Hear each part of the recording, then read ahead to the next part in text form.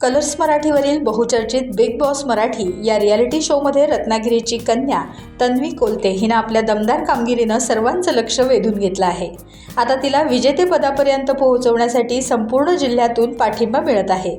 साखरपा संगमेश्वर या परिसरातील मूळ रहिवासी असलेल्या तन्वीने या शोमध्ये अत्यंत प्रामाणिकपणे आणि धीरोदत्तपणे आपला खेळ मांडला आहे। प्रत्येक टास्कमध्ये दाखवलेला आत्मविश्वास, कठीण प्रसंगात घेतलेली स्पष्ट भूमिका आणि स्वभावातील साधेपणा यामुळे तिने अल्पावधीतच प्रेक्षकांच्या मनात घर केलं आहे। रत्नागिरीच्या या गुणी मुलीनं आपल्या कर्तृत्वानं जिल्ह्याची शान वाढवली असून आता तिला अंतिम टप्प्यात विजयी करण्यासाठी मोठ्या प्रमाणात मतदानाचं आवाहन स्थानिक स्तरावरून केलं जात आहे।